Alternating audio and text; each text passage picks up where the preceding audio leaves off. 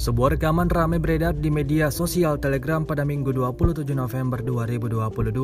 Dalam rekaman menunjukkan detik-detik saat tentara bayaran Ukraina menabrak sebuah ranjau saat operasi militer khusus. Diketahui mereka mengendarai kendaraan militer Humvee. Alhasil, kendaraan militer Humvee yang mereka kemudikan itu hancur lebur pada bagian kiri akibat ranjau yang ditabraknya. Tampak dalam rekaman kepulan asap tebal memenuhi seluruh bagian kendaraan itu. Beruntung, prajurit yang berada dalam Humvee tersebut berhasil selamat.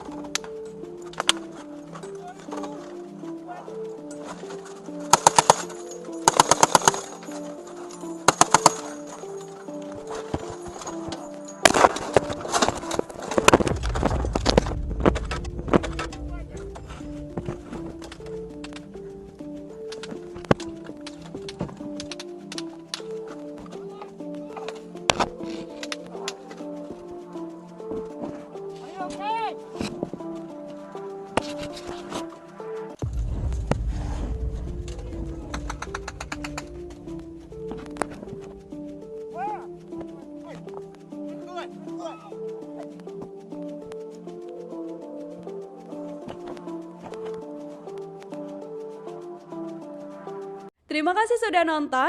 Jangan lupa like, subscribe, dan share ya.